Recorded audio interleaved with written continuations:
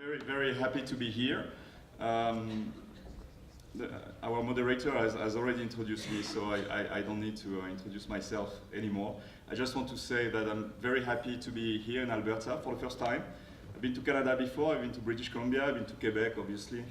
You guess from my accent that I'm French. But I've never been to Alberta, so it's a discovery.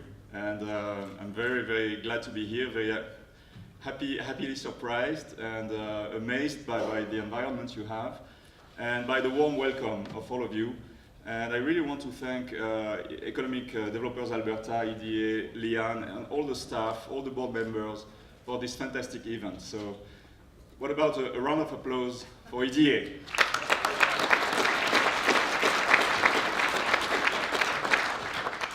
Just in case I forget to do it at the end, so I prefer to be covered here. But thank you again for your hospitality. And some of you may wonder what the World Bank Group may be doing in an economic development conference in Alberta. Well, we are primarily an economic development organization. It's true that we work mostly on developing economies, transitioning economies, so we work in Latin America, in Africa, in the Middle East, in Asia Pacific, in Central Eastern Europe, all the transitioning economies. And some of them are resource rich, so some of them have features that you would recognize immediately if you were to travel there. Of course, Canada is in a very different situation, and Alberta is in a very different situation. You have a very rich, developed, and industrialized economy, which most of our client countries around the world would only dream about to become one day. So you are, for them, you are a model. You are the example of a country they would like to become one day. But this being said, we think that economic development is economic development, and in a way, I never liked this notion of developing countries versus developed countries. Well, we would be the developed countries. It seems like a finite process that we are done, we have achieved what we have to do, and I don't believe in that. I think every country, whether you are north, south, east, west, is a developing economy.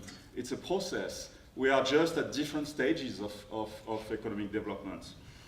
And also the second reason why I think EDA invited us is that what some of our client countries have done around the world to diversify might provide some useful examples.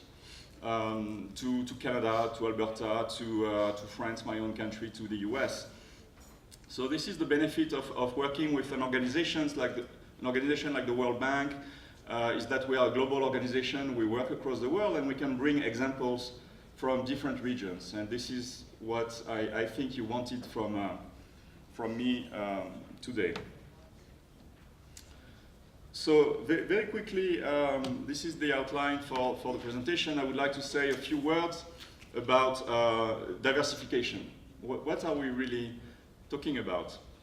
Then I will provide some case studies and examples of countries that have attempted or succeeded in diversifying. And through those examples, I will highlight the role that policy can play and the role that investment climate or business environment can play, and see if we can draw some lessons from those experiences.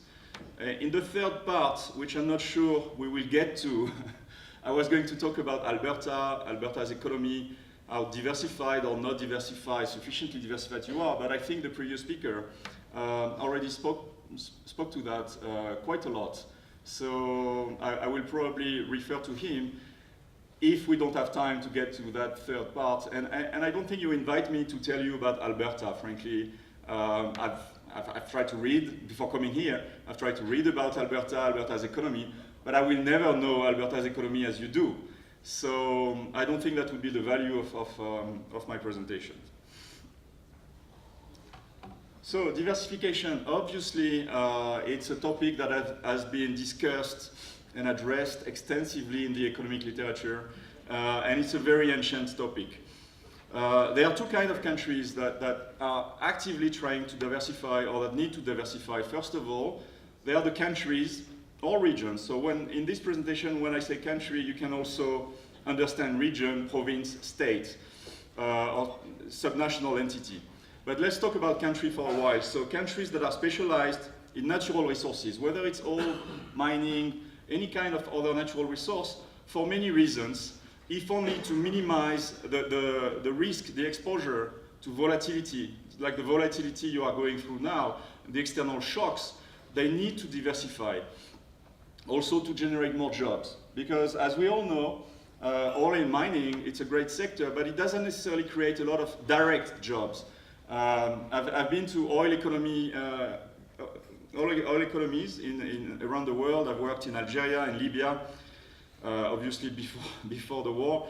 I've worked in Equatorial Guinea, a lot of oil economies, and I was surprised to see how little jobs there were. And I went to see some oil-producing facilities in Equatorial Guinea. Equatorial Guinea, small country in Central Africa, has become, I think, the second largest producer of oil in the last 10 years. It's a huge boom for that country, which is 500,000 inhabitants. And I've been to some oil-producing facilities and platforms, and it's amazing how few people you need to actually run these things. So they don't create a lot of jobs, and that also creates a lot of resentment in these economies because the population hears that there is an oil boom, but they don't see it. They don't see the jobs, they don't see the revenues. So that's the first category of country that is trying and that needs, I think, to diversify very, very strongly. Another category of countries which are not necessarily resource rich is also trying to do the same, and that is the countries we wanted to accelerate growth through exports. So they were in a different situation. They were not. It's not a commodity-rich country that tried to diversify, but it's a category of countries that see the need to diversify to foster more growth through exports.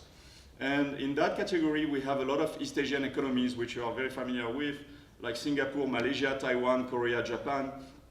Again, some of them are resource rich. Like Malaysia has ample natural resources, but many of them were not. Singapore didn't have a lot of natural resources, neither did Taiwan or Korea or Japan. But they also followed the same path of, choosing diversification as a strategy to get more growth. And their type of diversification was export diversification. So that leads me to the next slide, where I want to show what I call, no pun intended, the diversity of economic diversification. So economic diversification is not just one thing. We tend to see it as production diversification. Today I produce one type of good or one type of service. Diversification may mean producing more types of goods, different types of goods or services. That's only one part of the story, really. And that's the part that we understand the most clearly, I think. But there is another part to it, which is export diversification, which is critical but misunderstood. There is FDI diversification, and I will talk about that, which is as important as export diversification. There is financial diversification, there is fiscal diversification, there is regional diversification. So there are all sorts of diversification that you can pursue, and all of them will help transform your economy, and they are related, they are interconnected, and some of them are the results of the others. And I'll give you some examples very, very quickly. Export diversification. If you limit diversification to producing more goods, we don't produce that product today, we are going to produce it tomorrow. I think it's not going to be transformative. You will get some benefits from that, but if you produce only for your domestic market, the benefits are going to be limited. There are very few products that you can produce only for your own domestic market. Whether you consider the domestic market to be Alberta or Canada as a whole, or even North America, that's probably too small if you want to expand.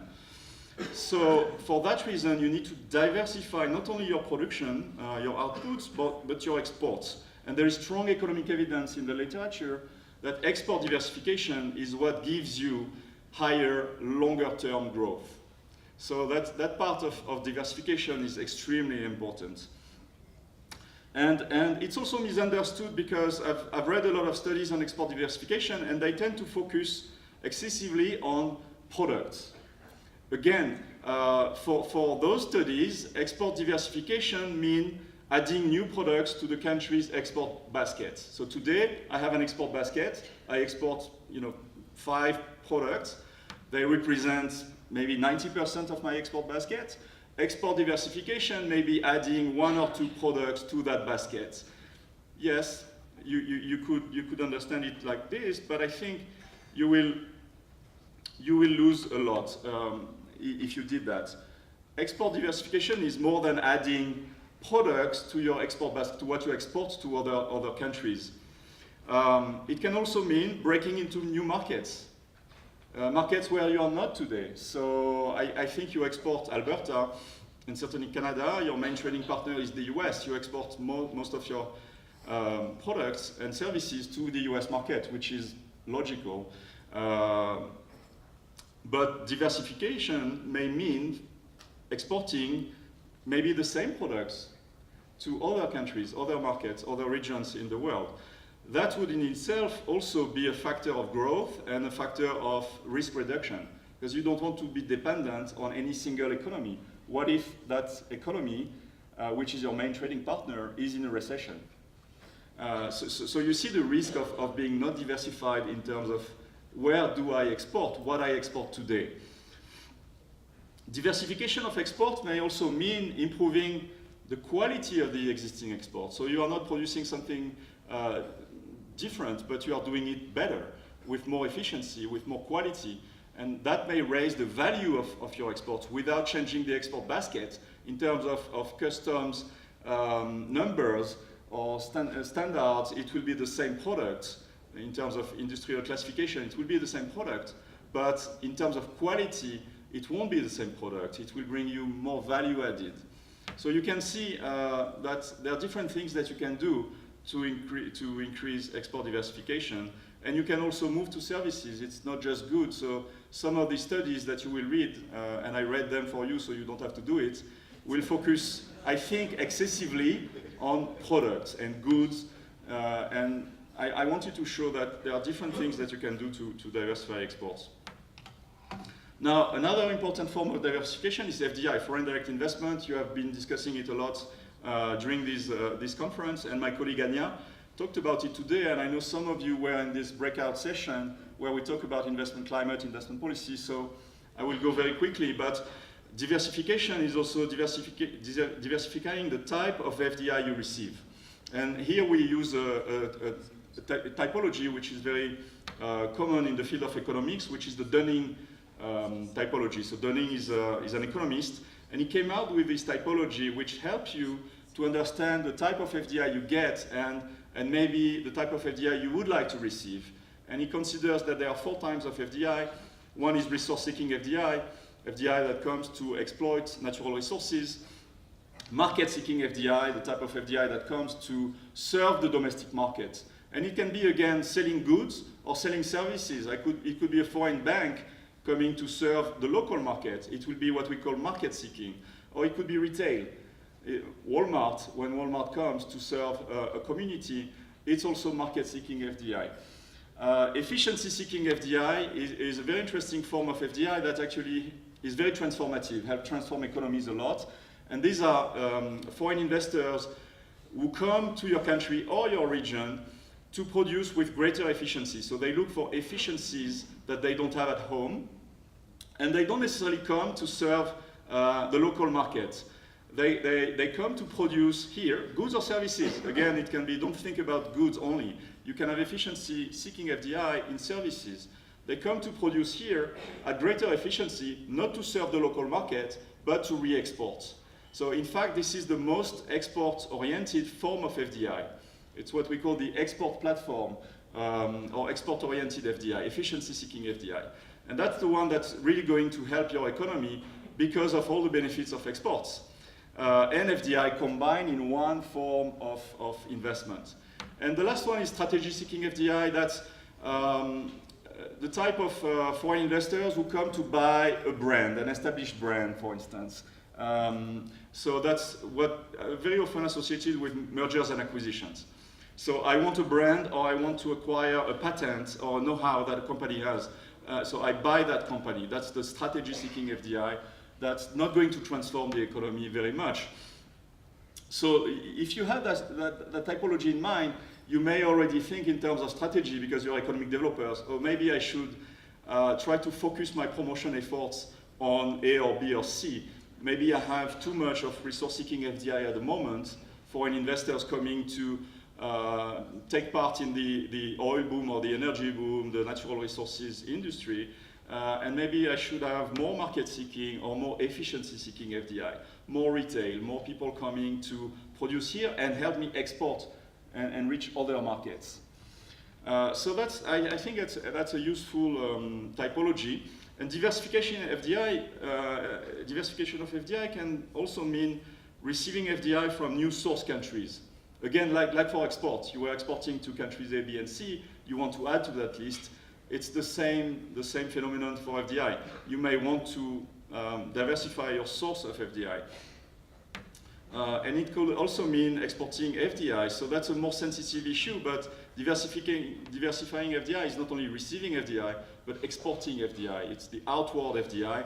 It's a little bit more sensitive politically because it's associated with job loss, basically transferring your operations to a foreign country to produce there with greater efficiency. So it's a little bit less easy to discuss politically. Then you have financial diversification. That's how the government invests its income, its revenues, tax revenues, revenues from the oil and mining, for instance. So that you could see also as a form of financial diversification. And that could also provide income flows over the long term, how you invest your current mineral income or extractive income. That could also help mitigate your risk and the economic volatility which is associated with commodities. And there are examples of this in Europe and the Middle East and countries that have used sovereign wealth funds to save in period of booms, to be able to invest in period of bust. So there are also things that you could do there. And the last one is fiscal diversification.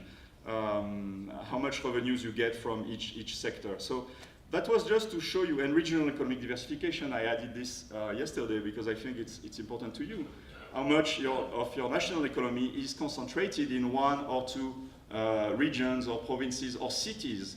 And in some countries, it's highly concentrated. If you go to a country like Peru, which is also a mineral-rich country, 85% of GDP, maybe 90%, is concentrated in the capital city of Lima.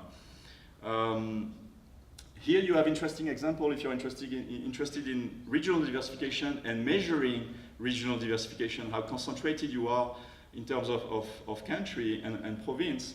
An interesting example is provided by Australia, which is really a pioneer in doing this sort of work. And I gave you the link to a website where you can go to see how they do that and how they measure the competitiveness of 600 local government areas and 55 regional development authorities. So you will have, I guess you will have this PowerPoint, so I can move on. So we saw from this introductory part of my presentation, we saw that economic diversification is multifaceted. It's highly complex, highly challenging. I can tell you right now, before I even reach the end of my presentation, that there are lots of failures and very few successes. So it's one of the most daunting tasks. Some people said gargantuan or Herculean task in economic development. It's this one. So obviously there is no silver bullet, so the World Bank doesn't come to give you the magic recipe. Here is what you need to do, A, B, C, D, and you will diversify. And unfortunately, it doesn't exist. You only have possible approaches. You can go through trials and errors. And what you could do is what you are doing during this conference, is use a case study approach. So you can look at other countries or regions around the world that managed to diversify, and you can try to see how they did it. And maybe there are interesting lessons there that you can try to emulate, realizing that everything is contextual. So something that worked in one country or one region of the world may not necessarily work at home. So you have to do some adjustment. You cannot copy wholesale or import wholesale. what another country has done. You have to always adapt it and see what could work in your own context, given your constraints. So the first case study I chose for you is Chile, for many reasons. Obviously, the importance of mineral resources, copper. So Chile has been going through the sort of recession and hard times that you have been going through because of the worldwide outlook for minerals and the volatility in price and the Dutch disease and all of that. They decided to diversify their economy away from natural resources, and they chose high growth industries that are intensive in technology, human capital, and innovation. What they did is, I simplify and I summarize the process, but I looked at what they did. First of all was a hard inward look at themselves, at their economy, at their comparative advantages. And after they've done this diagnostic and consultation, and there were broad consultations involving the private sector, government, the academia. So that's also a very interesting feature of that example. It's not one person in one ministry or one government agency deciding, but there was a collaborative process. They chose outsourcing as a target cluster in 4 distinct areas. So there are different types of outsourcing, as you know. I'm not going to go through all of them, but they selected 4 segments of outsourcing in information technology, business process outsourcing, when you outsource some of your processes to another company. So they decided to go for that segment and that sector in those 4 areas, right? So that's the first step of their strategy. The second step is the definition or the formulation of specific policies that are tailored to achieve this objective. So given that the objective was to promote outsourcing and to get more FDI into outsourcing, what did they do? I mentioned the partnership that they formed very rapidly, very quickly. They understood the importance of working with the private sector, with the academia. They understood the importance of attracting FDI. Instead of starting an entire industry from scratch, when you are not present in one sector or one activity, this one is outsourcing, but you can think of other sectors. It's very difficult to start from scratch when you are not in a given sector. So they said, we are going to bring foreign investors who are already big players in outsourcing, and they will help build the Chilean outsourcing industry. And then foreign companies, multinational companies, will use those Chilean outsourcing companies for their services. So that was the strategy. FDI attraction was, from the outset, at the core of that strategy. And then they did put in place some financial incentives for investors in the IT sector. They said it's going to be too difficult to attract, the Microsoft, the IBM, the Accenture of this world without any form of financial incentives. Why would they come to Chile? So they offered co-funding for startup expenses, feasibility studies, grants for staff training, and corporate income tax reduction for research and development. So there were some incentives as part of the strategy, but it doesn't need to be the case. It's really contextual. Maybe you don't need to do that because you're not Chile, you're Canada, you're Alberta. But in their case, they felt it was necessary after talking to potential investors. And I know the topic of incentives is a bit sensitive. But it's not just about incentives. So what they did also was to establish and strengthen a very active agency, which is the Chilean Economic Development Agencies, by its acronym, Spanish acronym CORFO. There was a part of, there was a component of public investment. So the government of Chile realized they will have to make some direct investments in human capital development to build up the capacity of Chilean workers to work for these outsourcing companies. And they realized the need also to invest state funds into infrastructure. for instance, telecom infrastructure, internet infrastructure. Obviously, if you want to be in outsourcing, you need world-class infrastructure. And finally, the last part, which was important in terms of policy, they realized the need to open their immigration policy and to process all work permits for foreign workers within a week, which maybe is not impressive for Canadian standards, but for Latin America, that was unheard of. It is? Okay. In France, it would be impressive too, by the way.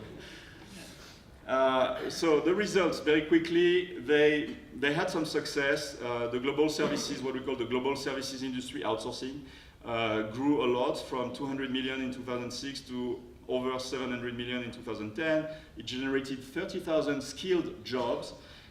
So these are jobs that are relatively well paid and better paid than jobs that Chileans would have in other sectors if they were not working for foreign providers of outsourcing services. And they managed, their success is also evident in the fact that they managed to attract those big names. Like I mentioned a few of them. There is also Synopsys, InterSystems, Software AG, Tata Consulting from India. So these are some of the big players in the field of outsourcing. And that has a signaling effect. So you always want to attract one big name, a flagship investor, that will have a signaling effect for the rest of the industry. So lesser known players, when they see that Accenture or Infosys or Tata are going into Chile, that immediately make them think about Chile as a possible destination, which they didn't think about before. So that's the importance of catching this flagship investor or landmark investor. The success of the Chilean offshoring industry is also evident on some ranking. This is a ranking by A.T. Kearney, a consulting firm. They rank global services location by attractiveness, and you can see, I don't know if I have a pointer, but you can see the components of attractiveness, financial attractiveness, people skills, business environment, and the total scoring. So it's a scoring system. The most recent one I found, unfortunately, was 2011, but you can see that Chile rose to the 10th place, and they are, amazingly, I mean, they are better ranked than countries like Estonia, in Latvia, Lithuania, in the EU, the UK, or even the US, which is number 18. So you can see that their success can be measured, and their success is evident, is undeniable in a way. India, of course, and China, for many reasons, the size of the economies and the low cost, they are still dominating, and the IT industry in India, they are still dominating this field. What are the possible lessons from the Chilean case?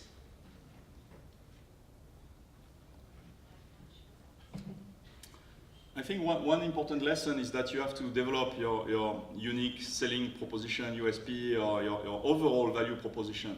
I say overall because it has to be holistic and so evident that you become, your country or your region become an obvious choice for investors. It becomes a no-brainer, in a way, to invest in your location.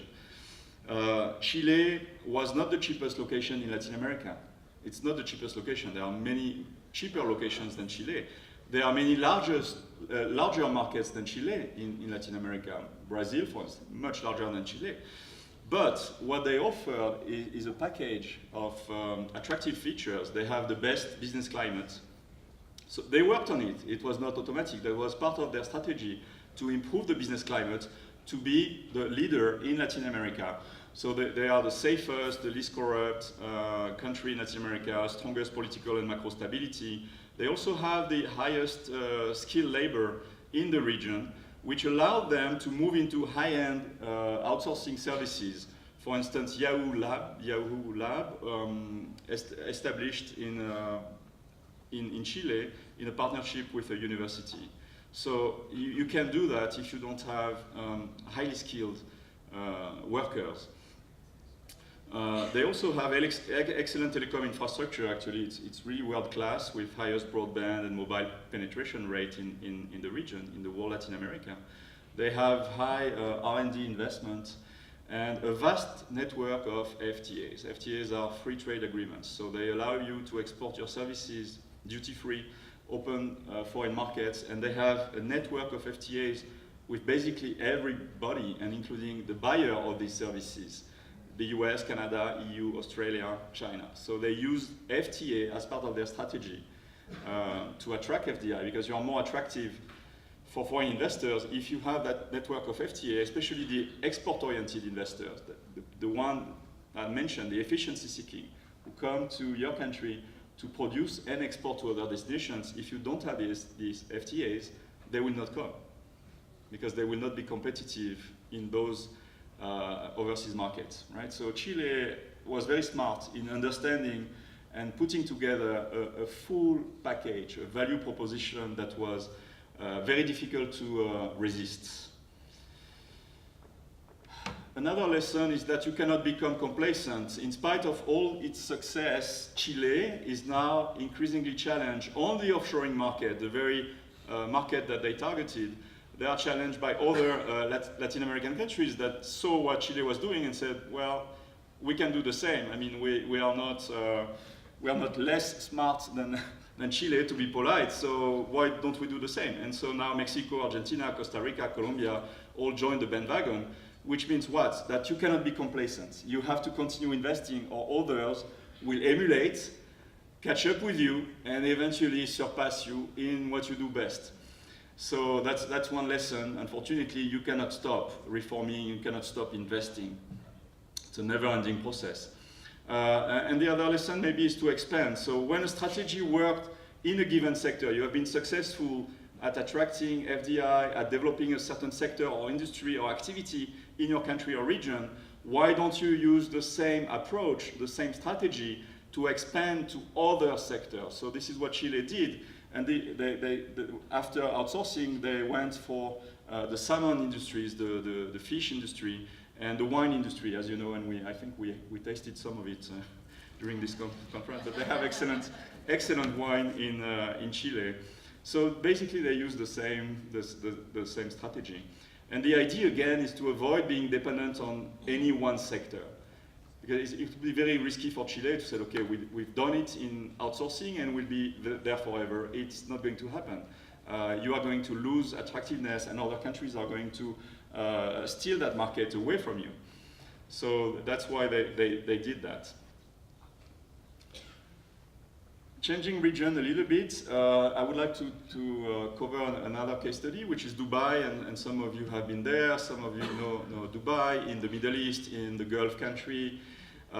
It used to be known for this region, and Dubai in particular used to be known for natural resources and oil. And today, that's not the story of Dubai. I mean, when you talk about Dubai, you're not talking about oil at all. You're talking about this. And I don't know if some of you have been there. I know that my colleague Anya lived in Dubai. You may recognize some of these pictures. This is a real estate development, Palm Jumeirah, which is a huge development with hotels, housing, entertainment facilities. And below that, something that may be shocking for Canadians, it's an indoor ski resort that Dubai built in the desert, in a location which has 45 degrees Celsius, on average. And so that's what they did. So today, you think Dubai, you think this, and shopping, and you don't think oil at all. So essentially what they did was it's an exercise that we call rebranding. They rebranded themselves using 3 pillars. First of all, like Chile chose the outsourcing segment and salmon and wine, this is what Dubai chose. They chose to be a global and regional finance hub, an intermediary between capital from the West and business opportunities in the Middle East, but also in Asia. So they are at the crossroads of these 2 important regions, the EU and the West at large, and Middle East, Asia. So finance. Number 2, trade. And this is why they built the Jebel Ali free zone. So again, you can see use of one instrument, which is a free zone or special economic zone industrial park. Dubai did that. And the third pillar of their strategy was real estate development, with both private and state-led projects big project for residential and commercial real estate. And I mentioned Palm Jumeirah, and you can see it's a $1.5 billion project that was created by a government-owned developer called Nahil. So that's the result. I mean, you may like it or not, but that's what they did. In terms of policy, so we saw the strategy, we saw the sectors, the pillars they selected. What was the policy strategy, or what were the policy measures that they took? They took a lot of different measures. Again, one essential component of this strategy in Dubai was to attract foreign investment. How?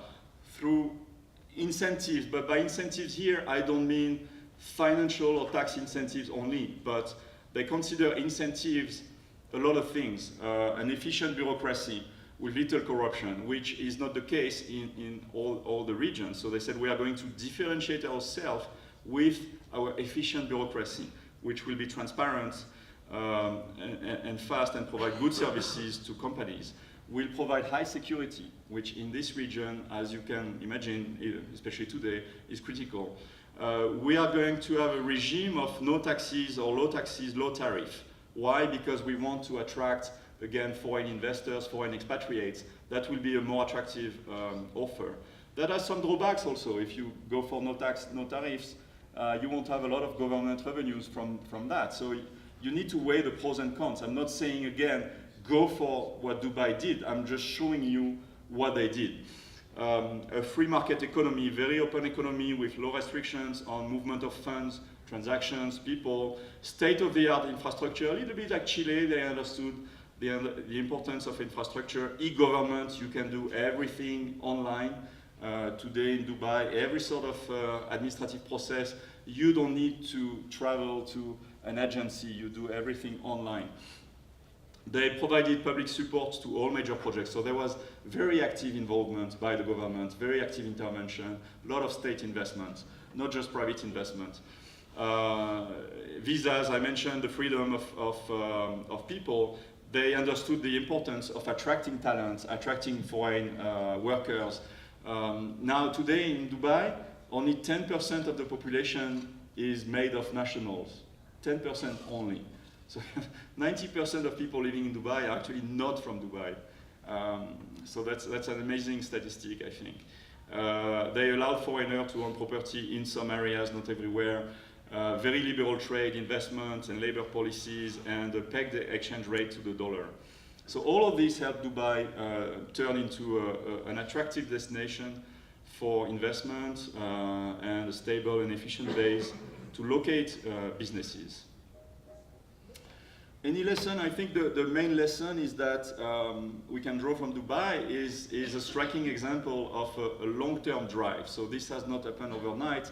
Again, it's a vision that you have and that you implement very religiously over a long period of time. But other than that, I think it's a bit difficult to replicate the example of Dubai. Dubai is in a very particular set of circumstances and location. They have a very strategic location. I know every country think they are in a strategic location. I haven't yet met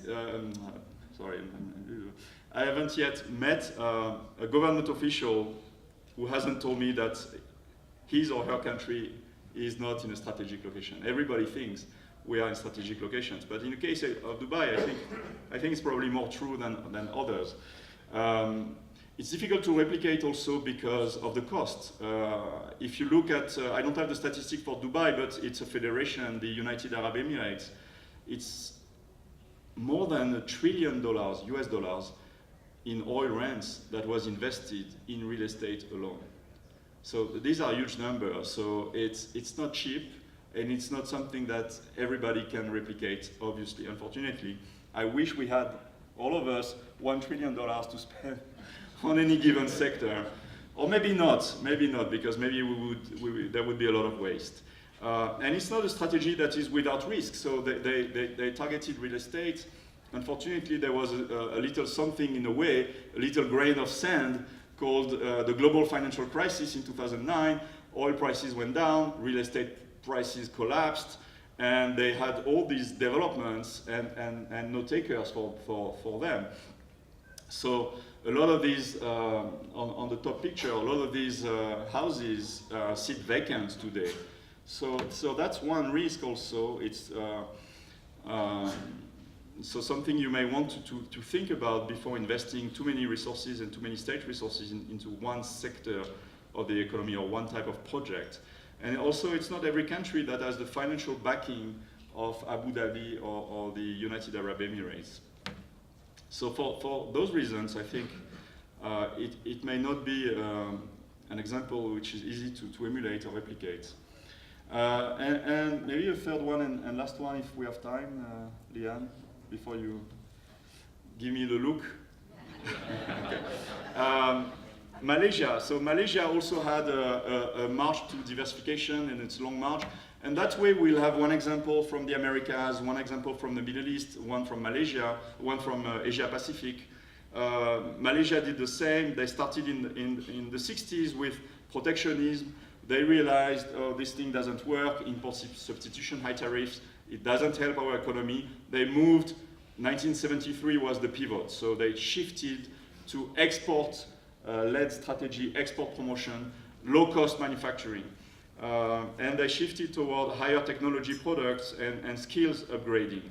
And you see some of their policies, including opening the immigration policy, exchanges with universities, including in Canada and Australia, interestingly, skills development. So you can see some features that we have seen in other examples of letting foreigners come, building the capacity and the skills of your workforce, investing in education, opening the trade regime, and a variety of programs to stimulate investment and attract foreign investors, including free zones, again, like Dubai, export financing facilities, and some assistance, not necessarily financial assistance, but advisory assistance to companies, to SMEs on research, product development, marketing, and so forth. So this is what Malaysia did. Indonesia did something similar, but interestingly, they use the oil income to promote agriculture. And they saw a logical path, and maybe that's something that resonates for Albertans. But they say, okay, we are going to use the oil income to develop natural gas, not only to export to Japan, but also to produce fertilizers. And then we are going to use those fertilizers and provide them to our farmers at subsidized price. And this will, in itself, help us promote agriculture. So there was a direct link between oil in Indonesia and agriculture.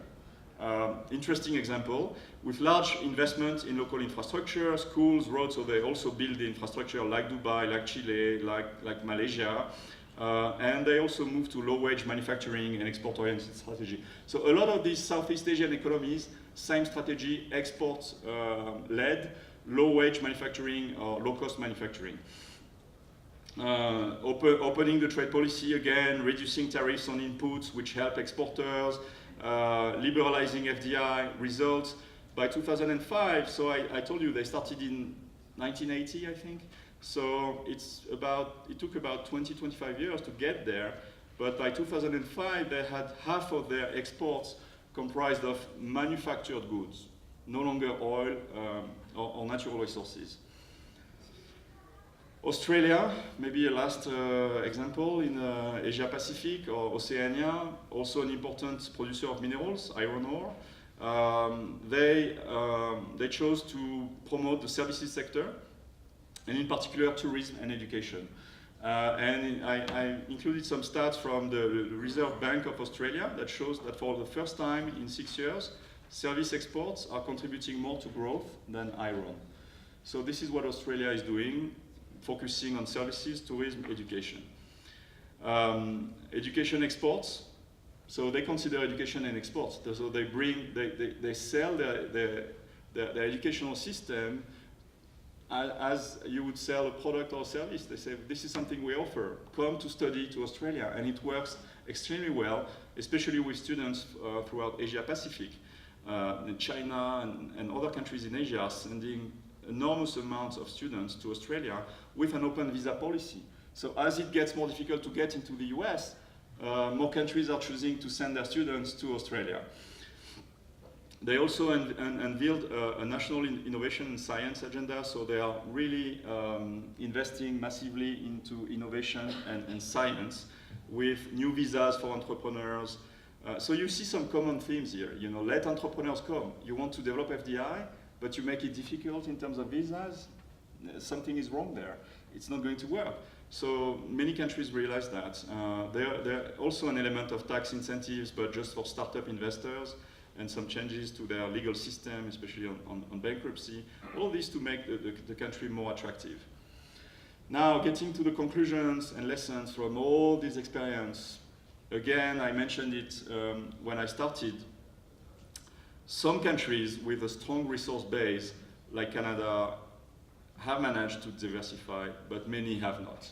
So unfortunately, the bad news is that we don't have a lot of examples. And I scanned all the economic literature, and these are the best examples I could find. So you don't have a lot of examples. You could mention Norway, but Norway is in the middle or maybe at the beginning of the process. Norway is far from being diversified.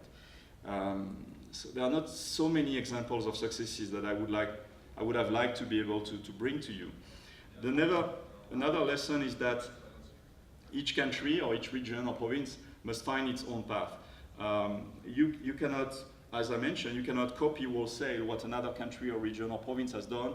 You have your own set of circumstances, political, economic, social, your own set of comparative advantages, and you have to take all of this into account and find your own path. And not every country has the location of Dubai, its huge financial resources, or abundant low-cost labor like Indonesia or Malaysia.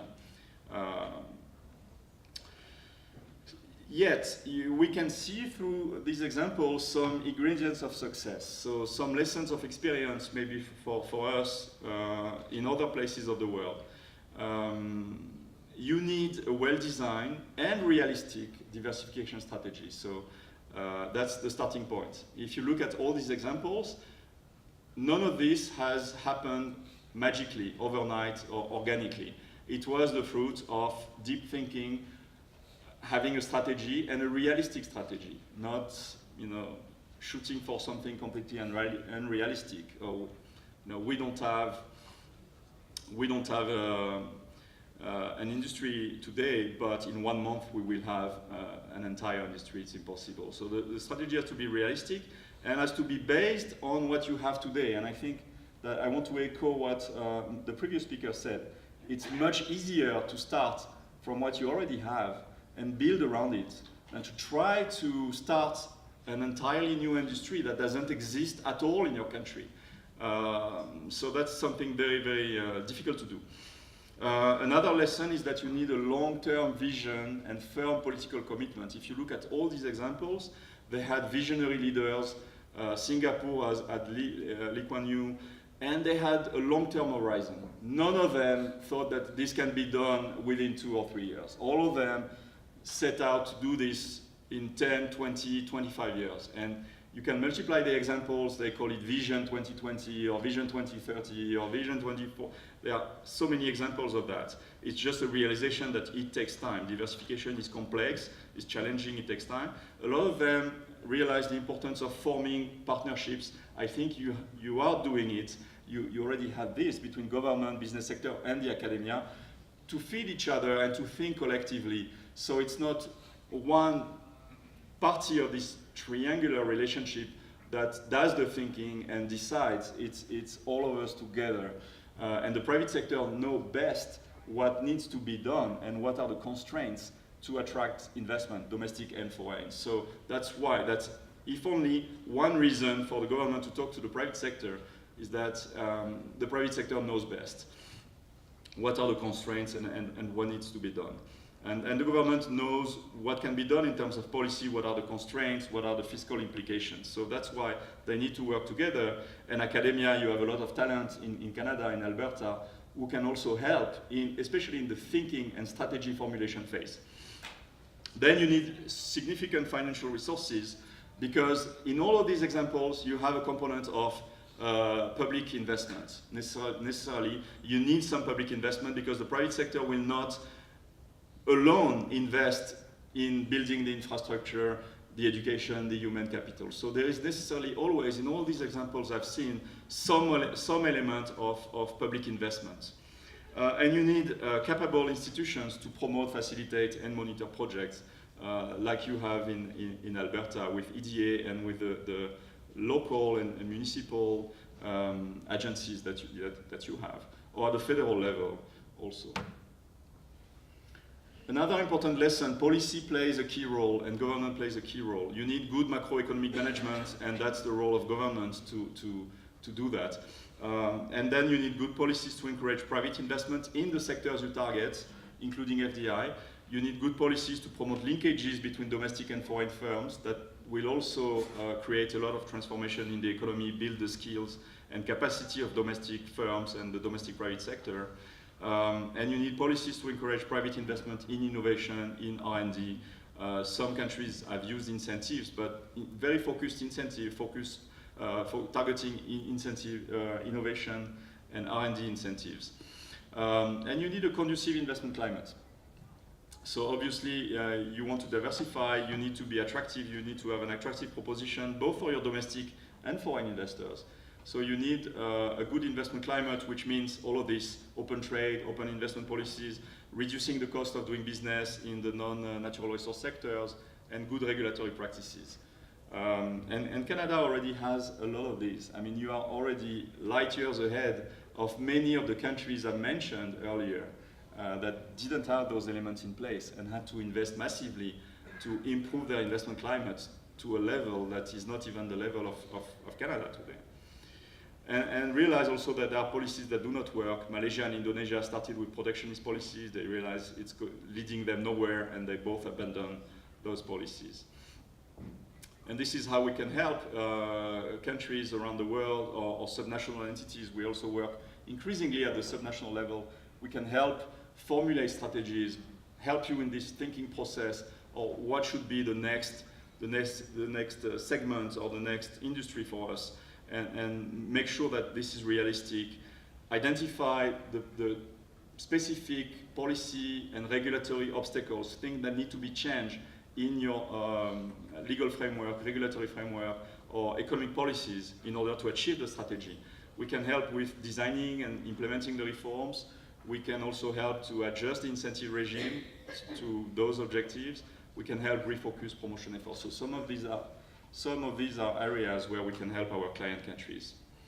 And the closer look at Alberta, I'm going to skip entirely because this has been mentioned but you will have the presentation.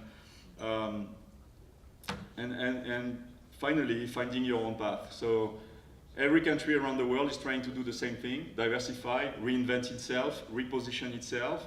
How do you do it? If you take Thailand, for instance, they use this concept that you see in software, in the software industry. So they see themselves. I spoke to Thailand government officials a month ago, and they told me this, so I wanted to bring this example. They see themselves as a software company. They said, okay, or the internet. They said, okay, we had Thailand 1.0, which was agriculture. That's the beginning of our economic development. Thailand 2.0 was light industry. Thailand 3.0 was more sophisticated manufacturing. We move up the value chain. And now we are Thailand 4.0, knowledge-based economy, digital green economy services. So this is how they see themselves. And you can see yourself as a company trying to reinvent yourself and what will be Alberta and Alberta's situation. So I want to leave you on these parting thoughts and thank you again for your attention. Thank again to EDA for inviting me and my colleague Anya.